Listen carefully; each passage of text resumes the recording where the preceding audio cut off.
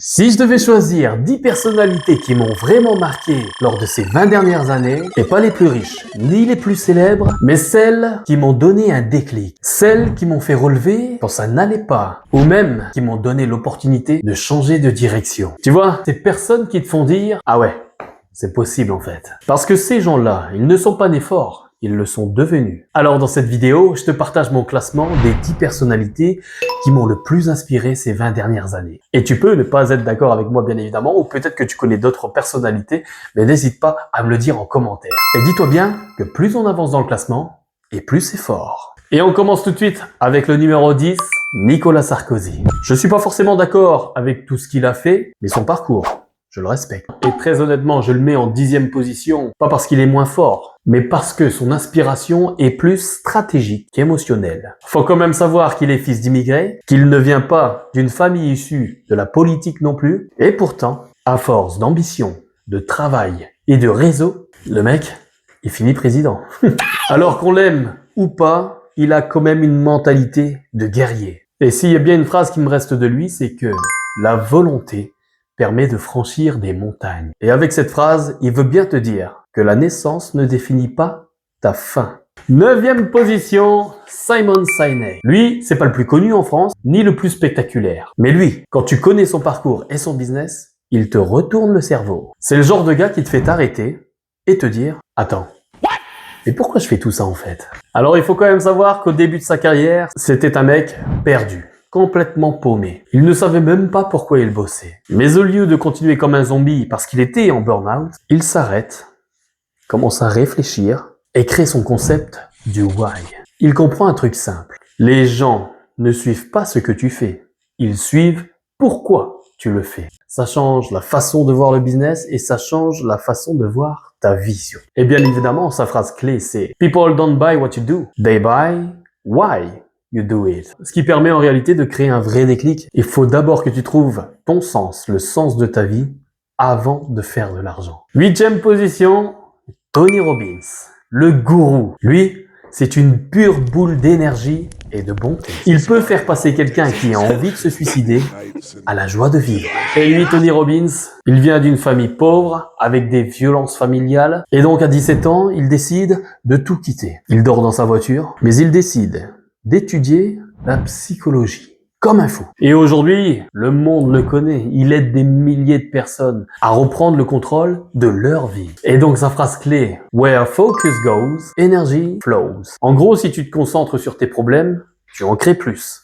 Mais si tu te concentres sur tes solutions, ta vie s'améliore. 7e position, je suis obligé de le mettre dans le classement, Elon Musk. Lui, c'est le fou du classement. Le mec vend PayPal, et au lieu de s'acheter une île paradisiaque, il réinvestit tout. Et la réalité, c'est qu'il manque de tout perdre. Tesla en faillite, SpaceX, ses fusées arrêtent pas de tomber, mais il continue. Il réinjecte de l'argent personnellement. Parce que lui, il pense à envoyer des fusées sur Mars pendant que nous, on pense au week-end. Et ce qu'il y a d'inspirant chez lui, c'est que bien au-delà de l'argent, c'est un visionnaire qui avance vers ses rêves. Et peu importe qu'il soit fou ou non, il y va. Et l'une de ses phrases clés, c'est When something is important enough, you do it even if the odds are against you. Bon, désolé pour mon anglais, mais je suis obligé de le dire comme lui. Et en fait, quand quelque chose est assez important dans ta vie, fais-le, même si les chances sont contre toi. 6e position, l'un de mes préférés, Will Smith. Ce que j'aime chez lui, c'est qu'il ne parle jamais de talent. Il parle de travail.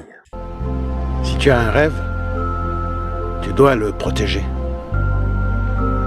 Tu verras que les gens incapables d'y arriver feront tout pour te décourager.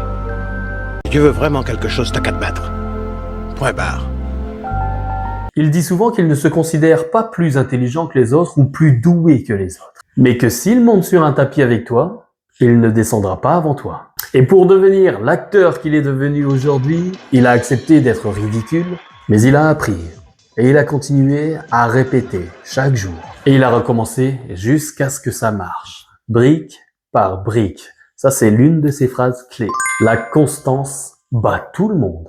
En 5e position, J.K. Rowling. Et là, c'est quelque chose de très fort. Probablement l'une des histoires les plus dures. Mère célibataire, en dépression, au chômage. Elle va même écrire dans un café son bouquin qui connaît aujourd'hui un succès planétaire, mais elle allait écrire dans ce café parce qu'elle n'avait pas de chauffage chez elle. Et dis-toi bien que son manuscrit a été refusé plus de 12 fois. 12. Et pourtant, elle continue, elle y croit. Et à force de travail et de persévérance, on connaît tous la suite. Harry Potter. Un succès planétaire. Sa phrase clé. Rock bottom became the solid foundation on which I rebuild my life. Ce qui veut dire, toucher le fond peut devenir la base de ta vie. Et en 4e position, Dwayne Johnson. C'est le gars que tu as envie d'avoir comme pote. Toujours souriant, des rôles qui te font rire, toujours marrant, et pourtant sa vie ne l'a pas toujours été. Alors je prends un peu le temps, parce qu'on oublie souvent d'où il vient. Il faut savoir que quand il était jeune, sa famille était tout le temps fauchée. Mais genre, vraiment. Il se faisait expulser d'appartement en appartement, et un jour, il rentre chez lui, et les affaires sont dehors. Sa mère en pleure, et à ce moment-là, il se dit un truc. Plus jamais. Du coup, il mise sur le football américain. Et il bosse comme un malade. Il décroche même une bourse universitaire. Et là, il se dit, c'est bon, ça y est, c'est fait. Ma vie est lancée. Et là, boum, accident, blessure. Il se fait donc virer du football. Sa carrière est terminée du jour au lendemain. Il a donc à l'époque 23 ans, pas de diplôme, pas d'argent, pas de plan B. Et sur son compte bancaire, 7 dollars. Pas 700, 7 dollars. C'est même pas assez pour remplir le frigo. Et franchement, beaucoup de gens auraient abandonné là. Mais lui, non. Il se dit, si je gagne pas sur le terrain, je gagnerai ailleurs. Alors il se met au catch. On se moque de lui, bien évidemment. Qu'il est nul au micro, qu'il n'a pas de charisme, qu'il ne percera jamais. Et qu'est-ce qu'il fait lui? Ben c'est simple. Il revient tous les jours. Salle, travail, répétition. Encore, encore, encore. Et ça, tu vois, c'est pas glamour. C'est juste chiant. Mais il continue. Et des années plus tard, on connaît son succès. The Rock. Et l'une de ses phrases que j'aime bien, Success isn't overnight. It's daily. Le succès, c'est pas un miracle. C'est juste aujourd'hui, demain, après-demain, et puis tous les autres jours de ta vie. 3e position, Cristiano Ronaldo. Le GOAT.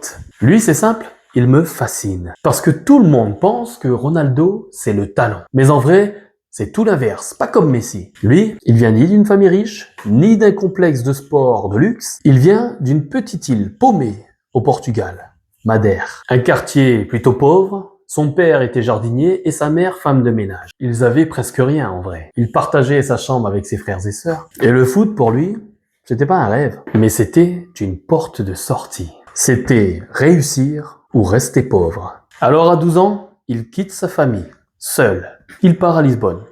Imagine-toi, un gamin de 12 ans, loin de sa mère, dans une ville qu'il ne connaît pas. Et au centre de formation, en plus de ça, on se moque de lui.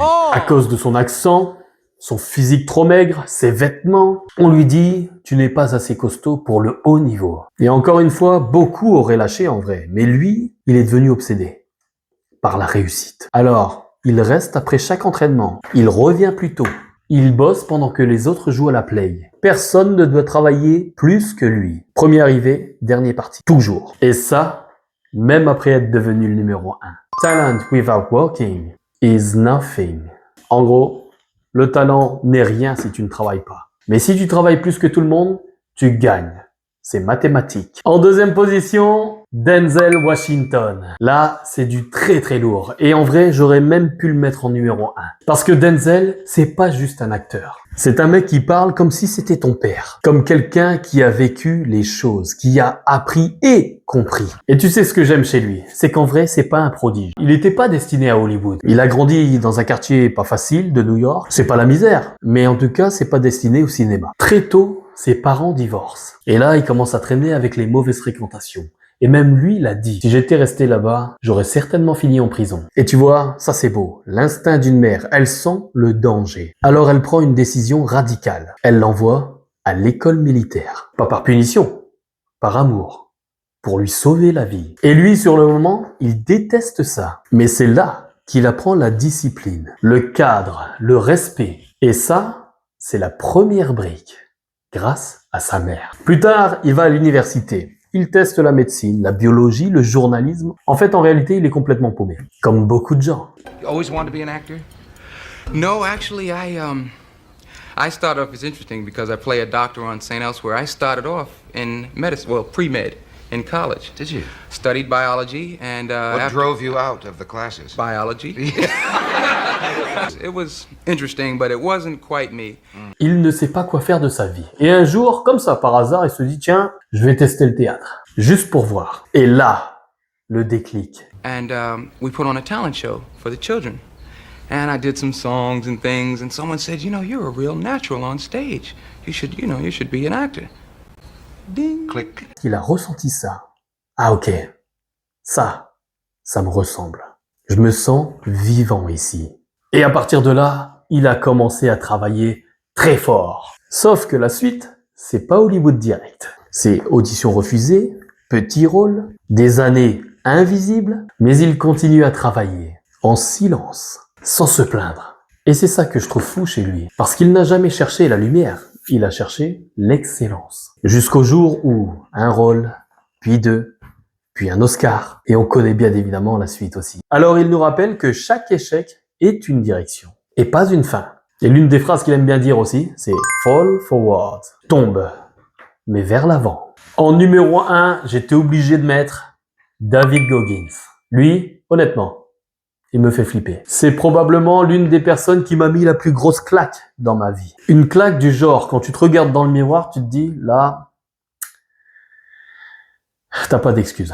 Et quand tu sais d'où il part, ce mec, là, tu comprends mieux. Pas d'un quartier normal, pas d'une enfance un peu difficile. Non, lui, c'est violence familiale, pauvreté, racisme. Un père qui bat tous les jours sa mère. Et il raconte même qu'il dormait avec un couteau sous l'oreiller, juste pour se sentir en sécurité. Alors imagine grandir comme ça. T'es pas en train de rêver grand, t'es en train de survivre. Et à l'école, c'est pire. Il galère à apprendre. On le traite de stupide, il triche aux examens, parce que c'est la seule solution pour lui de réussir à évoluer. Mais en réalité, il se sent quand même stupide. Puis adulte, il devient exterminateur de cafards. Petit job pour lui, petite vie, il commence à grossir, presque 140 kilos. Et la descente continue. Malbouffe, déprime, fatigue. Le genre de vie où en réalité tu t'éteins doucement. Et là, un jour, il voit un documentaire sur les Navy Seals. L'élite militaire. Les mecs les plus durs mentalement au monde. Et là, il pète un plomb. Il se dit, pourquoi pas moi? Alors que tout lui dit l'inverse. Il est gros, il est fatigué, il n'y a rien qui va. Enfin, il se dit, pourquoi pas moi quand même? Et c'est là que j'adore son histoire. Parce qu'il ne dit pas, j'ai cru en moi. Non.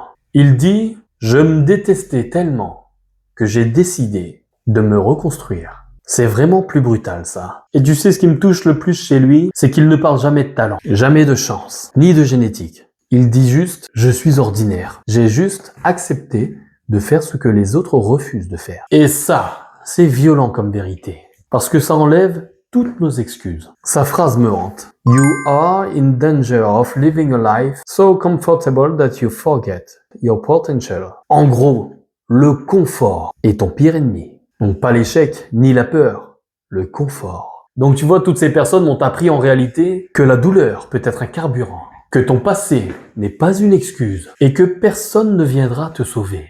Et que parfois, la seule chose entre toi et une vie meilleure, c'est juste ta capacité à ne pas abandonner aujourd'hui. Enfin bref, voilà mon classement. J'espère que tu as kiffé cette vidéo. C'est pas un top parfait, c'est juste un top qui m'ont donné des claques mentales. Peut-être que tu connais d'autres personnalités qui t'ont aussi fait bouger dans ta vie. Et si tu veux, je peux bien évidemment te raconter d'autres parcours de réussite. Alors n'hésite pas à booster la vidéo, à liker et à t'abonner. Allez, ciao!